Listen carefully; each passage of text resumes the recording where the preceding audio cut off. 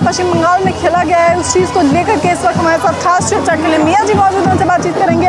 मौलाना साहब क्या कहेंगे, जिस तरीके से बड़ा बदलाव इस बार टीएमसी को हरा के, दीदी को हरा के दादा आ गए, क्या कहेंगे? देखिए, उसका तो हारना तय था, ठाकुर का तो जाना तय था। उसके दादागिरी, उसकी गुंडागर्दी रोज तय थी। 15 साल से जो उसको बदमाशी कर रही थी, उसने एक ही समुदाय की टारगेट करती थी। वो उसने इतनी भूमाफिया, गुंडागर्दी, लूटमार सब कर रखा था। देखा कितनी सुरक्षा में इलेक्शन हुआ, उसने उसके बाद भी पत्थरबाजी करवाई। उसे ये डर था कहीं मैं हार ना जाऊं। 70% वोट चुप रहा 4 तारीख तक।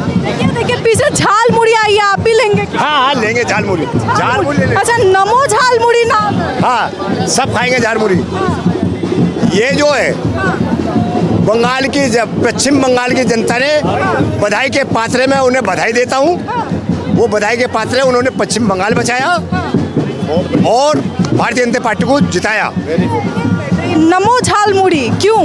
देखिए, नमो झालमुड़ी, ये मोदी जी ने झालमुड़ी बंगाल में बांटने का काम किया और आज पूरा बंगाल, और आप देख सकते हैं राष्ट्रीय कार्यालय में झालमुड़ी खा रहे हैं सभी लोग। आप देख सकते हैं कि कैसे, किस प्रकार से लोग झालमुड़ी को पसंद कर रहे हैं और कैसे झालमुड़ी का स्वाद के साथ साथ आज मोदी जी पूरे बंगाल में और पूरे उसमें छा रहे हैं। क्या आप खाएंगे? मैं तो जरूर खाऊंगा, मैं जरूर खाऊंगा भाई के, समझे। ये झाल मुड़ी है, ये हमारे प्रधानमंत्री ने खाई, ये सब खाते हैं, ये पूरे भारत में खाते हैं, ये पूरे भारत में खाता हूँ मैं। झाल मुड़ी खा रहा हूँ भाई, तुम भी खाओ। ठाकुर तो गए हो, दीदी गई, खेला हो बे, खेला हो गया। लेकिन ये बताइए इस बार बड़ा मुद्दा रहा रोहिंग्या बांग्लादेशियों का, कैसे देखिए उसने स्वाद है झालमुड़ी बहुत बढ़िया, उसने बहुत बढ़िया स्वाद, उसने जो था, बस और मत करना, उसने रोहिंग्या बसा के अपने वोट बना के, ठीक है, वो गुंडागर्दी से जीतती थी। उसने रोहिंग्या बुलाए, फर्जी वोट बनाए, एक एक घर पे 50 vote, 40 vote, 60 vote, 70 vote, 300 vote, 400 vote निकले, फर्जी वोट बनाया।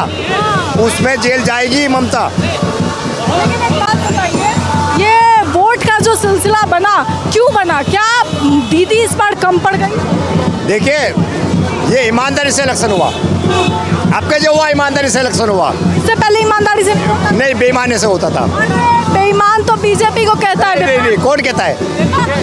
दीपक की तो रोटी हजम जब होगी जब वो हमें बेईमान कहेगा। उस पर कोई मुद्दा है ही नहीं, उस पर हिंदू मुस्लिम का मुद्दा है, कुछ नहीं बचा। मोदी जी ने सारे मुद्दे खत्म कर दिए, मोदी जी ने सारे मुद्दे खत्म कर दिए। मोदी जी ने सारे मुद्दे खत्म कर दिए क्या? हाँ जी, मोदी जी ने सारे मुद्दे खत्म कर दिए। नहीं पता नहीं मोदी जी ने क्या ख़त्म कर दिया, क्या नहीं ख़त्म कर दिया, लेकिन देखिए ममता बनर्जी ने जाना था और वो चली गई। और ममता बनर्जी ने कोई कार्य नहीं किया 15 सालों में पश्चिम बंगाल के लिए। घर में चला गया था पश्चिम बंगाल, लेकिन महाकाली के आशीर्वाद से, माता रानी के आशीर्वाद से भाजपा आ गई। पिछली बार 5 साल पहले ही आ जानी चाहिए थी, लेकिन चलिए कोई नहीं, देर सवेर जैसी महाकाली की मर्जी। अब भाजपा आ गई है, आप देखेंगे सारे कार्य होंगे, सभी कार्य होंगे और पश्चिम बंगाल में जो है, पश्चिम बंगाल प्रगति के रास्ते पे होगा। पत्रकार महोदया, सारे कार्य होंगे। और देखिए अब डबल इंजन की सरकार आ गई पश्चिम बंगाल के अंदर भी। और अब आप देखेंगे सही फैसला लिया पश्चिम बंगाल की जनता ने। मैं पहले से ही मीडिया में कहता आ रहा था, दिल्ली के समय जब इलेक्शन थे तब भी मैंने कहा था, लोग मानते नहीं थे। बिहार का इलेक्शन था तब भी मैं कहता था, और पश्चिम बंगाल के इलेक्शन पे तो मैंने 101% गारंटी दी थी। 200 के लगभग जो है सीटें आई हैं पश्चिम बंगाल के अंदर, और मैं 200 की गिनती लेके चल रहा था। और देखिए वही बात सच हुई है मेरी। दीदी गई, दादा आ गए। अब दादा क्या क्या करेंगे? दादा सारे कार्य करेंगे। अभी मुख्यमंत्री देखिए, खूबसूरती भाजपा की देखिए आप, कोई भी किसी को भी उठा के मुख्यमंत्री बना देंगे। हो सकता है आज ही घोषणा कर दे मोदी जी, तो आप देखेंगे कोई भी हो सकता है और वो सही व्यक्ति होगा, वो पश्चिम बंगाल को आगे ले जाएगा। और यूपी के जैसा मुख्यमंत्री, जैसे यूपी के हमारे योगी आदित्यनाथ जी हैं, वैसा ही कोई चेहरा होना चाहिए। और ऐसा ही चेहरा तरह आप देखेंगे, क्योंकि पश्चिम बंगाल को संभालने के लिए हमें एक बड़ा ही तेज तर्रार मुख्यमंत्री चाहिए जो पश्चिम बंगाल को संभाल सके और सही प्रगति के रास्ते पे उसको ले जा सके। यहाँ पे देखिए और भी लोग आए हैं, बंगाल के लोग कह रहे हैं कि भैया महिलाओं को सबसे ज़्यादा सुरक्षा मिलेगी। महिला, हाँ ये है मेन पॉइंट।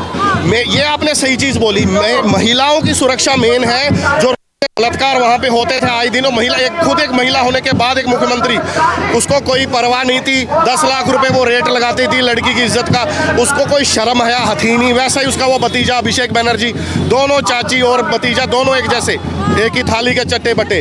अब सीधी तरीके से जो मुख्यमंत्री होगा भाजपा का वो कार्य करेगा और आप देखेंगे महिलाओं को सम्मान मिलेगा। रिजर्वेशन में तो आप देखेंगे कि महिलाएं तो आ ही जाएंगी, केंद्र में भी और पश्चिम बंगाल में भी हर जगह में उनको रिजर्वेशन मिलेगा और उनकी सेफ्टी भी प्रायोरिटी लिस्ट पे होगी। दीदी गई दादा आ गए, क्या होगा? दीदी गई, दादा आ गए। दीदी का वजूद खत्म हो गया भाई। अब कहाँ से, उसका तो नामो निशान मिट गया। अब दूरबीन से ढूंढिएगा तृणमूल कांग्रेस तो नहीं मिलने वाला है। अब जो है भगवा का परचम सब जगह लहरा रहा है। नरेंद्र मोदी की सरकार सब जगह बनेगा, क्योंकि सच्चाई की जीत है। आज ये जो भारतीय जनता पार्टी के आप लोग बोल रहे हैं कि बीजेपी का जीत है, दरअसल ये बीजेपी भारतीय जनता पार्टी की जीत नहीं है। ये सच्चाई की जीत है, ये सनातन धर्म की जीत है, ये श्री राम प्रभु का जीत है, ये माँ काली का जीत है, ये दुर्गा माँ का जीत है और ये सुभाष चंद्र बोस की उस आज़ाद हिंद फौज की जीत है। उसका मेरा नहीं आ रहा है, मेरा नहीं आ रहा है तो मेरा लीजिए ना।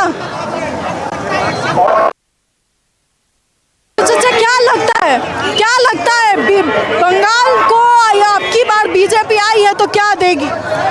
बीजेपी आने के बाद जहां जिहादियों का स्थापना था अब वहां रामराज की स्थापना होगा।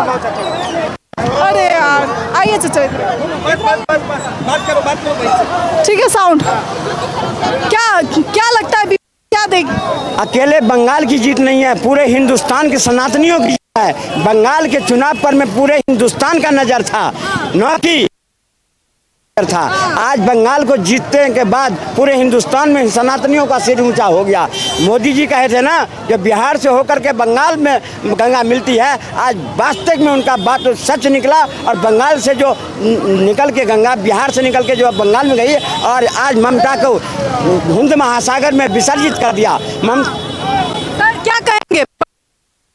तस्वीर बदल गई, दीदी नहीं दादा आ गए, बाबा आ गए। अभी क्या है, जो पश्चिम बंगाल में दीदी बांग्लादेश जाना पड़ेगा, कहाँ से आई थी वहीं जाएंगी वो। दीदी बांग्लादेश से आई? हाँ वहीं तो छुपा कांग्रेस थी।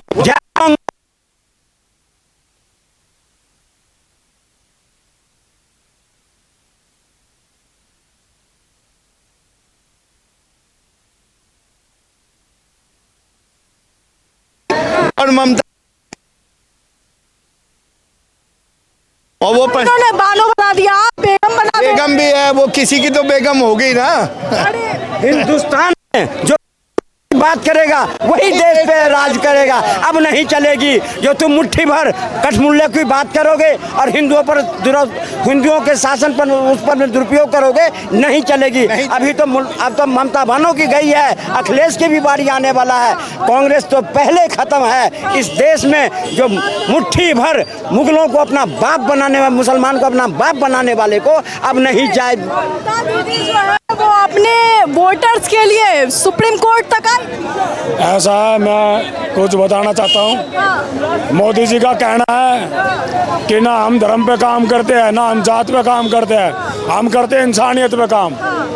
भाइयों बहनों, ये मोदी है मोदी, और पूरी दुनिया में मोदी की जय जयकार हो रही है। और ये मोदी की जय जयकार नहीं है, ये 145 करोड़ देशवासियों की जय जयकार है। भाइयों बहनों, ये वो भारत नहीं है जो अमेरिका के सामने समर्पण कर देगा। ये वो भारत है आंख से आंख मिला के बाद।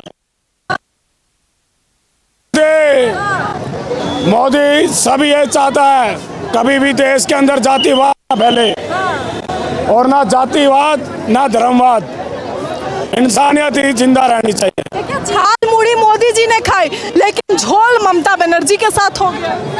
वो दीदी है, दीदी से बात हुआ था, ममता दे दे, इस बार बंगाल हमें दे दो। ममता कहने लगे कि अब बंगाल आपका होगा मोदी जी, चिंता मत कीजिए, और मोदी जी बंगाल को जीत गए।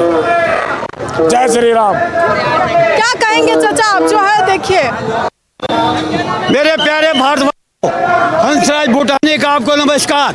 2013 में हमारी मीटिंग हुई थी, 2014 में पूर्ण बहुमत से आए थे, अब 2026 है, 2024 में 2000 से कह रहा हूँ तो लड़ेगी। दोबारा चुनाव होगा पार्लियामेंट का और 400 पार।